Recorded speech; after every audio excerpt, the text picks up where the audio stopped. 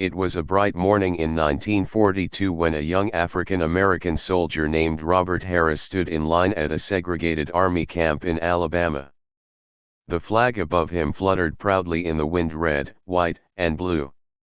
He was about to board a train that would take him across the ocean to fight for freedom and democracy. Yet, as he watched white soldiers eat breakfast in the main mess hall while he and his black comrades waited for leftovers outside, he couldn't help but wonder, whose freedom was he really fighting for? That quiet, painful question asked by thousands of black Americans like Robert was the spark that would ignite one of the most powerful social revolutions in U.S. history. The civil rights movement didn't simply appear out of thin air in the 1950s, its roots were deeply planted during the turbulent years of World War II. The war that promised liberty and justice abroad ended up exposing the hypocrisy, inequality, and racism festering within the very nation that claimed to be the land of freedom. Before the war, America was a divided country. In the South, Jim Crow laws ruled daily life. Black citizens were barred from voting, segregated from whites in schools, buses, restaurants, and even public parks.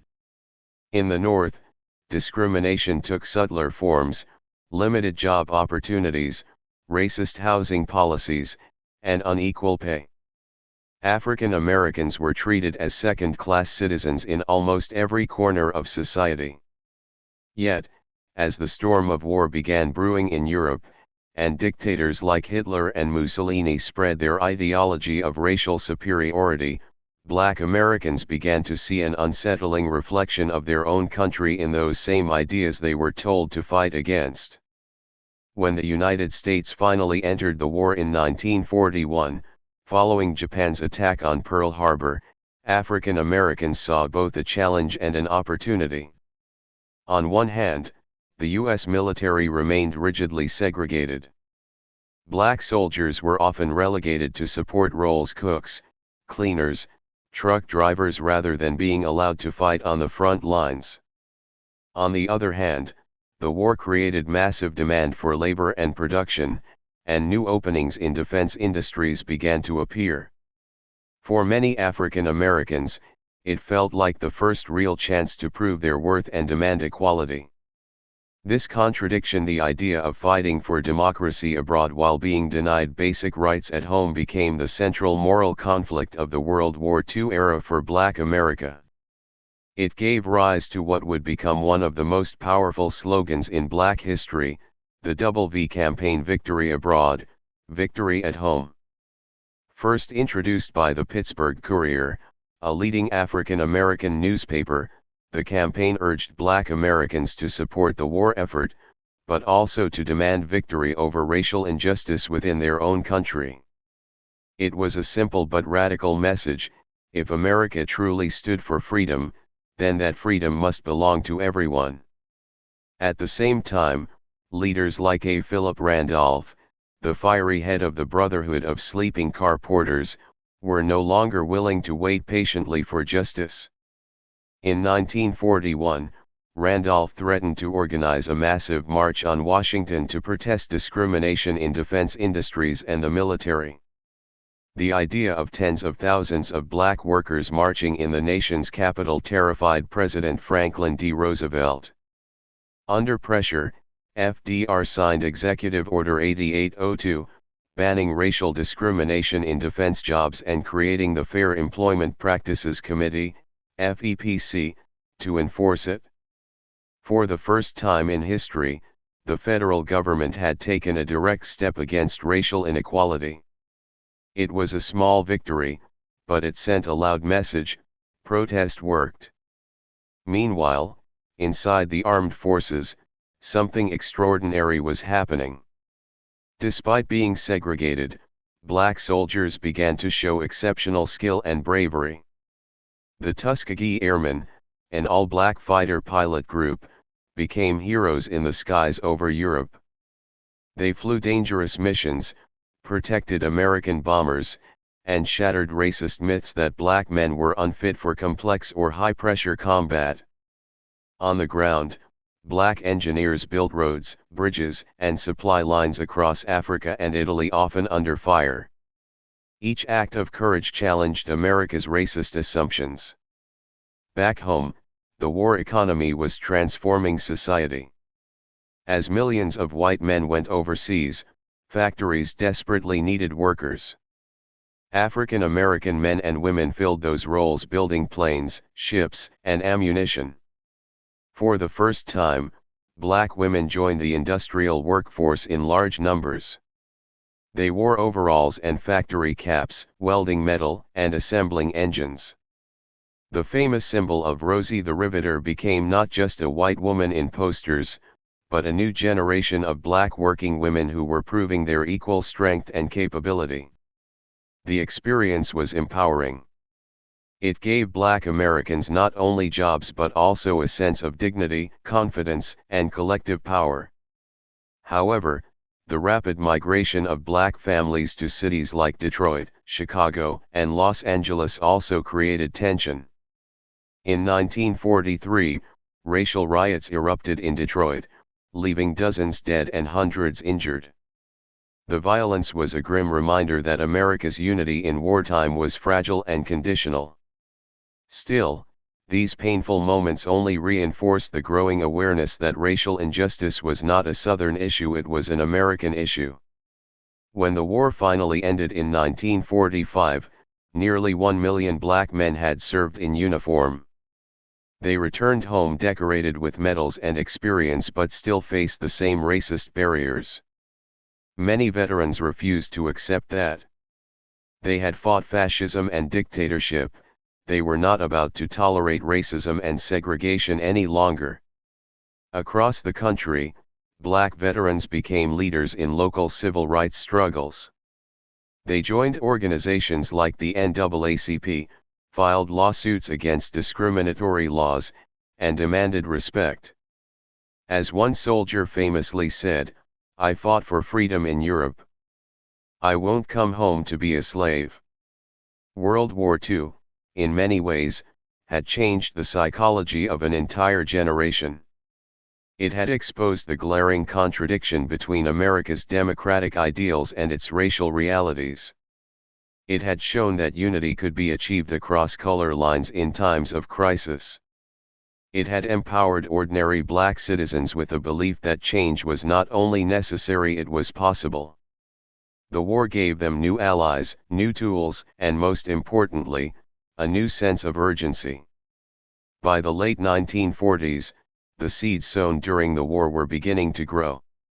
Civil rights lawyers challenged segregation in courts. Activists organized boycotts and sit-ins. President Truman, influenced by the growing pressure, ordered the desegregation of the U.S. military in 1948. The world had changed and America could no longer ignore its own hypocrisy. The guns of World War II had fallen silent, but a new battle had begun, one that would be fought not across oceans, but across streets, schools, buses, and hearts. It was a war for the soul of America, and it had begun the moment young soldiers like Robert Harris asked that haunting question, "Whose freedom am I really fighting for?" The war comes home.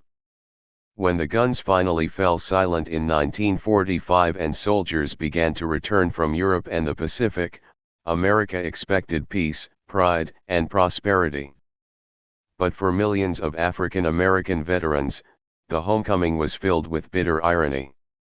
They had worn the uniform, saluted the flag, and fought under the banner of freedom, only to be reminded that freedom in America still came with color restrictions.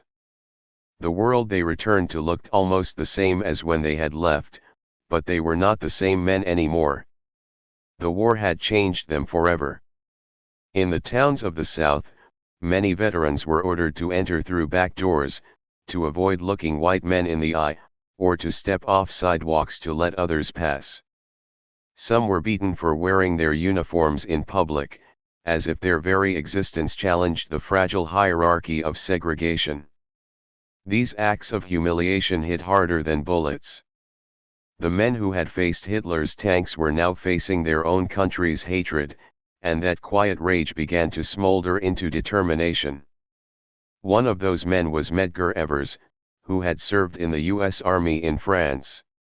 Returning to Mississippi, he refused to let racism silence him. He joined the NAACP and started organizing for voting rights.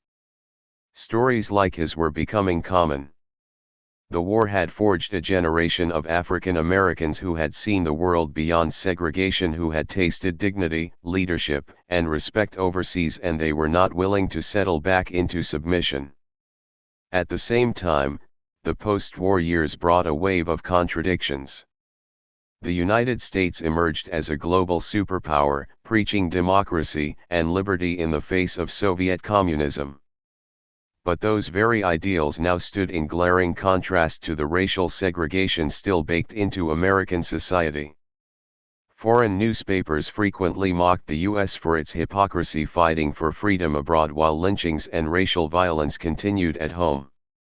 American diplomats began to realize that racism wasn't just a domestic issue, it was a global embarrassment. Civil rights was becoming not just a moral issue, but a political one. Inside the country, the same industrial and social shifts that had begun during the war now accelerated. Millions of black families had migrated north and west, looking for better jobs and education. Cities like Chicago, Detroit, and Los Angeles had become centers of a growing black middle class. They had newspapers, churches, jazz clubs, and social organizations that built a sense of community and strength. But as the population grew, so did racial tension, especially over jobs and housing. White workers feared competition, white landlords refused to rent to black families. Racism hadn't disappeared, it had merely changed its zip code. Meanwhile, the GI Bill of Rights, designed to help returning soldiers build new lives through education and housing loans, was unevenly applied. On paper, it was equal for all. In practice, many black veterans were denied benefits by racist local officials, banks, and colleges. Despite this, thousands of black men and women used what little support they received to go to college, especially at historically black institutions like Howard University and Tuskegee. These schools became the intellectual breeding grounds of a new movement: young lawyers, teachers, and activists who would soon lead the civil rights struggle. Among them was a young law student named Thurgood Marshall. During the war, Marshall had worked for the NAACP's Legal Defense Fund, carefully building legal strategies to challenge segregation in courts. The war's emphasis on democracy and equality gave him new ammunition. If America was truly a democracy, then segregation violated its very principles. By the late 1940s, Marshall and his team were preparing the cases that would eventually lead to the landmark Brown v. Board of Education decision in 1954. The winds of change were blowing across the country, and even the White House could feel them. President Harry S. Truman, who had inherited the presidency after Roosevelt's death in 1945, was not known as a radical reformer. But Truman was a man who paid attention to the world's eyes, and the world was watching America's racism. In 1946, a series of brutal attacks against black veterans, some beaten, others murdered, shocked the nation. Truman was outraged. In a bold and unprecedented move, he established a President's Committee on Civil Rights to investigate racial discrimination. The committee's 1947 report, titled "To Secure These Rights," was revolutionary for its time. It declared that racial discrimination was not only morally wrong but also dangerous to national security. The Cold War had begun, and the U.S. couldn't claim to defend democracy while denying it at home.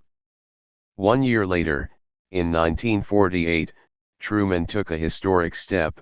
He issued Executive Order 9981, officially desegregating the U.S. Armed Forces. For the first time in American history, the military, the same institution that had once enforced segregation, was ordered to integrate. It was a symbolic victory, and though implementation was slow, it proved that federal power could be used to dismantle racism. While political progress in Washington moved cautiously, change on the streets was bubbling faster. In communities across the country, local activists began organizing boycotts, voter registration drives, and legal challenges. Churches became command centers of hope and resistance. Ministers spoke of equality not only as a political demand but as a divine right. Gospel songs and spirituals became anthems of courage. The same unity and discipline that had carried soldiers through war now fueled the fight for civil rights. Cultural shifts were happening too. During the war, jazz, swing, and blues had spread across the world, and black musicians had become cultural ambassadors. Their art represented freedom, resilience, and creativity, qualities that contradicted the stereotypes of the time. By the late 1940s, jazz clubs in New York and Chicago were interracial spaces where ideas flowed as freely as music. The arts became another quiet front of resistance, softening the ground for the social battles ahead. Still, progress was uneven and often violent. Southern politicians fought every federal effort toward equality. White supremacist groups like the Ku Klux Klan tried to reassert control through intimidation and terror. Black activists were arrested, beaten, and sometimes killed. Yet, unlike earlier generations, the post-war black community refused to be silenced. Every act of oppression only strengthened their unity. They had endured the Great Depression, survived the war, and now they were ready to fight for the America they had earned. As the decade closed, the stage was set. The war had not solved racism, but it had transformed the way people thought about it. African Americans were no longer isolated in small local struggles. They were part of a national movement, supported by veterans, students, churches, and lawyers. The government was no longer able to ignore them. And the rest of the world, emerging from its own ruins, was watching closely. In the quiet years between 1945 and 1950, something profound was happening beneath the surface of American life. It wasn't yet the era of Martin Luther King Jr., bus boycotts, or sit-ins, but the foundation was being built brick by brick. The soldiers who came home from World War II carried not just medals but a mission. They had fought one kind of tyranny abroad and were now ready to confront another at home. And as the sun rose on a new decade, America found itself standing at a crossroads. Would it continue clinging to the past, or finally live up to the promises it made to the world? The answer, though still years away, was already taking shape in the courage of those who refused to accept silence as peace. The fire that would not die. The dawn of the 1950s arrived quietly, but beneath that calm surface, America was a country ready to erupt. The war was over, the economy was booming, and suburban neighborhoods were spreading like wildflowers across the nation. To many white Americans, it was an age of optimism and comfort. But for millions of African Americans, the so-called American dream remained a locked door. They could see the prosperity but weren't allowed to step inside. And that unspoken divide, sharpened by years of broken promises, was about to ignite a revolution. The end of World War II had changed Black America in ways no one fully understood yet. The generation that had fought fascism abroad had returned home with a taste for leadership and courage. They had marched across Europe, repaired tanks in Italy, flown planes over Germany. They knew discipline, organization, and unity. That military training and global exposure had planted something powerful, the belief that coordinated action could win real battles. And now, those veterans were applying the same strategy to a different kind of war: the fight for civil rights. At first, the resistance was local, quiet, and strategic. Across southern towns, Black citizens began testing the boundaries of segregation. Small groups challenged racist bus drivers, boycotted stores, and demanded the right to vote. They were often met with violence, but every confrontation revealed the same truth: the old system was cracking, and fear was no longer enough to hold it together. Local newspapers began reporting incidents that once went unnoticed. Black-owned presses, like the Chicago Defender and Pittsburgh Courier, covered each story with bold headlines, giving people across the country a sense that they were part of something bigger than themselves. At the same time, legal battles that had been quietly prepared in the 1940s were now reaching the courts. Thurgood Marshall and the NAACP's Legal Defense Fund, built from years of wartime activism, began attacking segregation with precision. Instead of arguing that segregation was immoral, they argued that it was unconstitutional, a direct violation of the American promise of equality under the law. Case by case, they chipped away at Jim Crow's foundation. The most significant of these would soon come to be known as Brown v. Board of Education, a lawsuit that began as a local complaint by a father in Topeka, Kansas, who wanted his daughter to attend a nearby white school. What looked like a small act of defiance would, within a few years, shake the entire structure of segregation. Meanwhile, in the heart of the South, communities were quietly organizing. Churches became the command centers of hope. Ministers, deacons, and congregants gathered not just to pray, but to plan. On Sundays, sermons about faith doubled as calls for courage. Hymns once sung in despair now became songs of strength. Gospel choirs sang of freedom not as a dream, but as destiny. The same collective spirit that had carried them through slavery, the Depression, and the war was once again gathering force. Yet even as this movement grew, danger lurked everywhere. Southern politicians tightened their grip on power through intimidation and violence. Lynchings and beatings continued, often unpunished.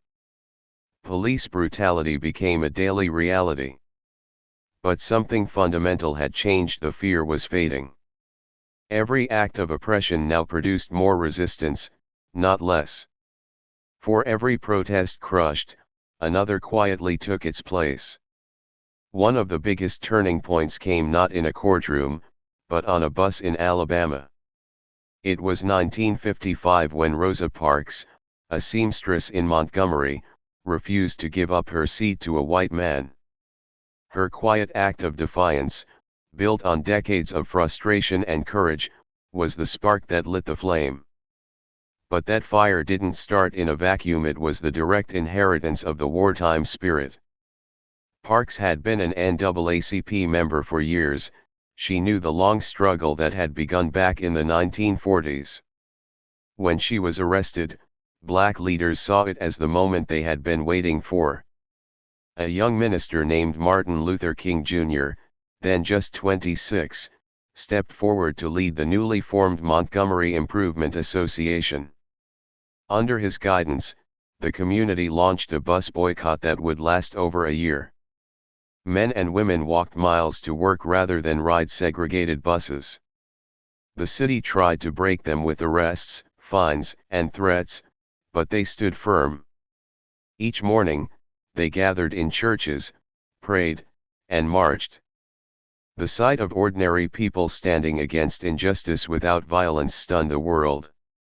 It was the embodiment of all the ideals the U.S. had claimed to fight for in World War II now being demanded by its own citizens. Behind the public protests, quiet but powerful alliances were forming.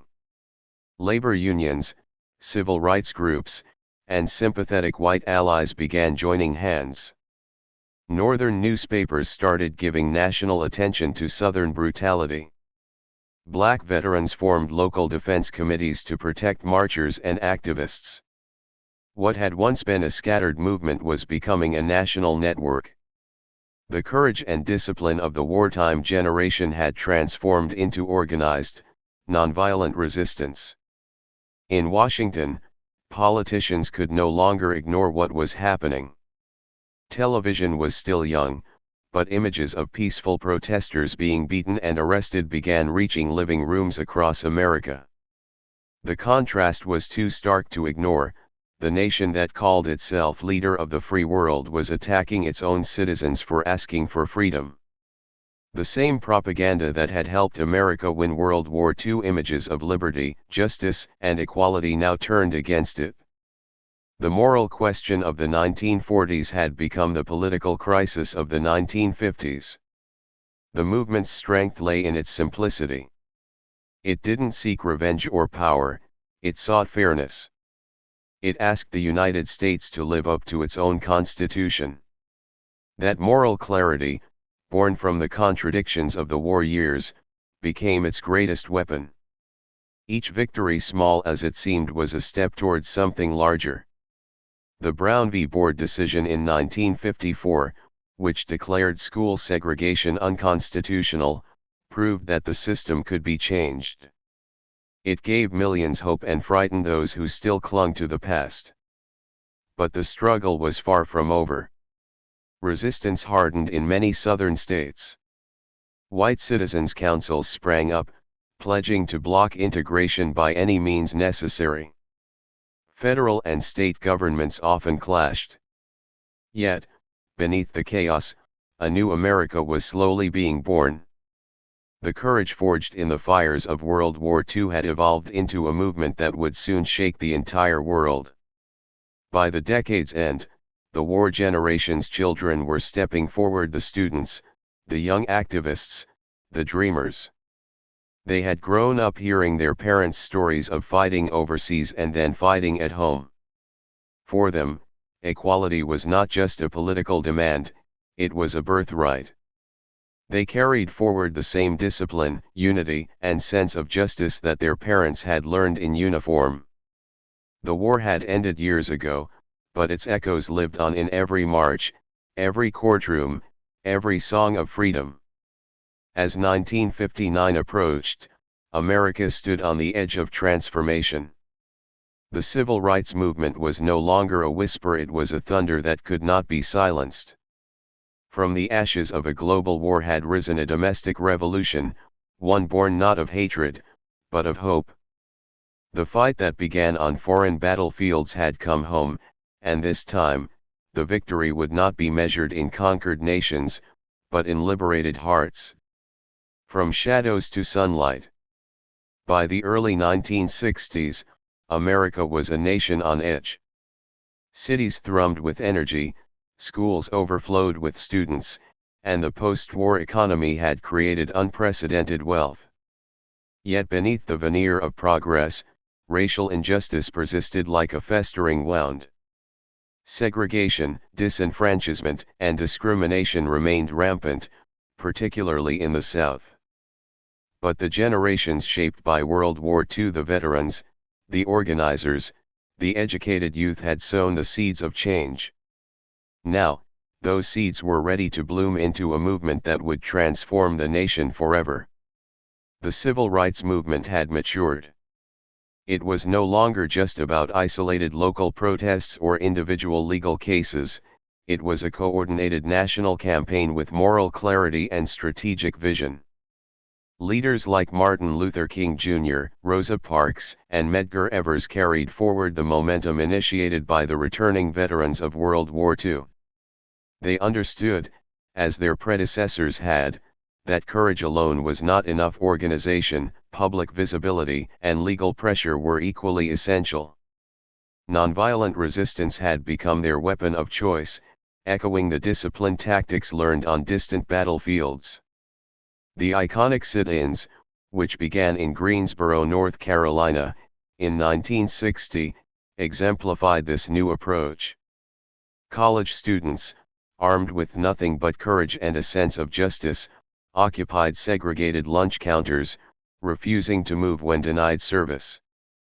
Their peaceful defiance captured the nation's attention. The images of students sitting quietly while insulted, harassed, or even attacked were broadcast in newspapers and magazines, stirring empathy and outrage across the country. These acts, though seemingly small, were profound. They demonstrated the power of ordinary citizens to confront entrenched injustice without violence, embodying the wartime lesson that disciplined collective action could yield extraordinary results. Meanwhile, voter registration drives in the South revealed the persistent barriers that African Americans faced. Literacy tests, poll taxes, and intimidation had long denied black citizens their constitutional right to vote.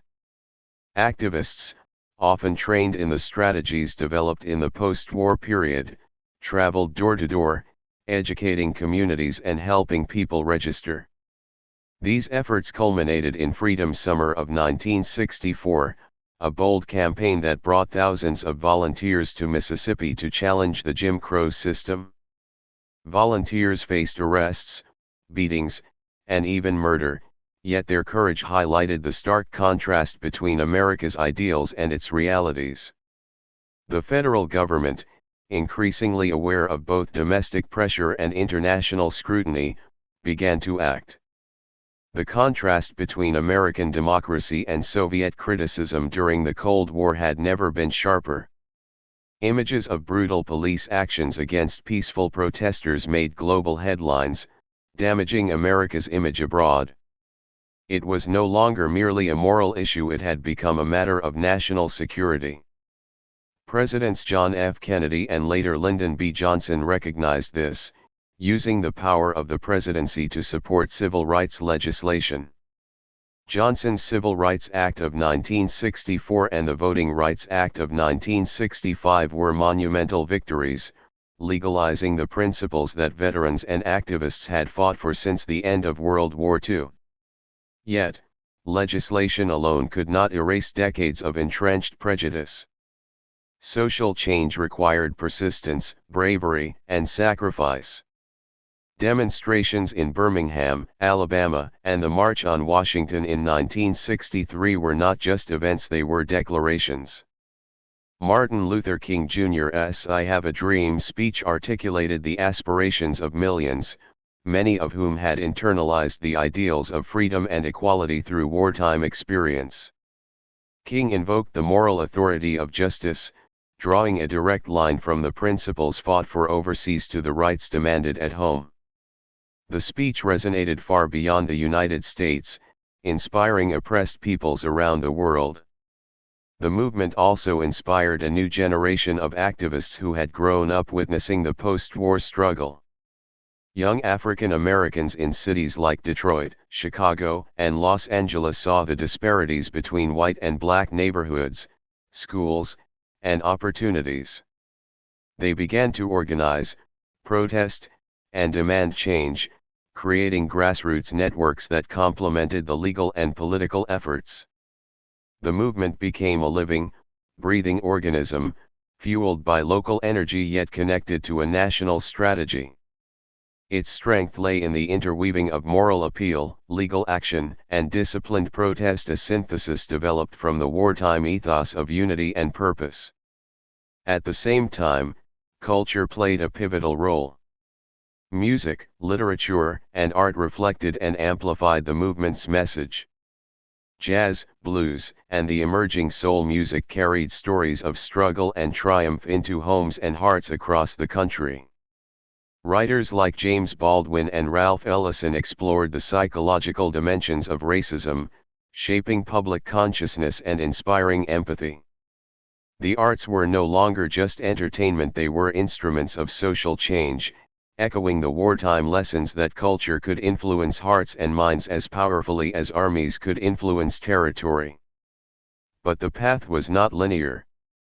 Violence, intimidation, and backlash remained persistent threats. Cities erupted in riots, activists were assassinated, and segregationists used every tool at their disposal to maintain the old order. The murders of Medgar Evers in 1963 and Malcolm X in 1965, among others, reminded the nation of the ongoing cost of justice. Yet these tragedies only strengthened resolve. The post-war generation, tempered by global conflict and seasoned by organized struggle, knew that real change required courage in the face of danger. By the late 1960s, the civil rights movement had shifted the national consciousness. Segregation was officially dismantled, African Americans could vote without systemic barriers, and new economic and educational opportunities began to emerge. Yet the legacy of the struggle was not just legal, it was psychological and cultural. The movement redefined what it meant to be American, insisting that freedom and equality were not privileges for some, but rights for all. It had begun in the shadow of a global war and reached its peak through persistent, organized resistance at home. The connection to World War II was unmistakable. The movement drew strength from the veterans who refused to accept injustice, from the legal strategies honed in the 1940s, and from the moral clarity demanded by a world that had witnessed the horrors of fascism. The fight for civil rights was a continuation of the war they had already fought, not with guns, but with courage, intellect, and unwavering conviction. Their struggle proved that liberty is not won once and for all, it must be defended and expanded, generation after generation. As the 1960s drew to a close, the civil rights movement had irrevocably changed the nation. The United States emerged not as a fully realized democracy, but as a country forced to confront its own contradictions. African Americans had transformed from marginalized citizens into a formidable political, social, and cultural force. They had taken the lessons of war discipline, unity, courage, and global awareness and turned them into a movement that reshaped society. The dream that had begun in the shadows of World War II had finally reached sunlight, lighting the path for generations yet to come.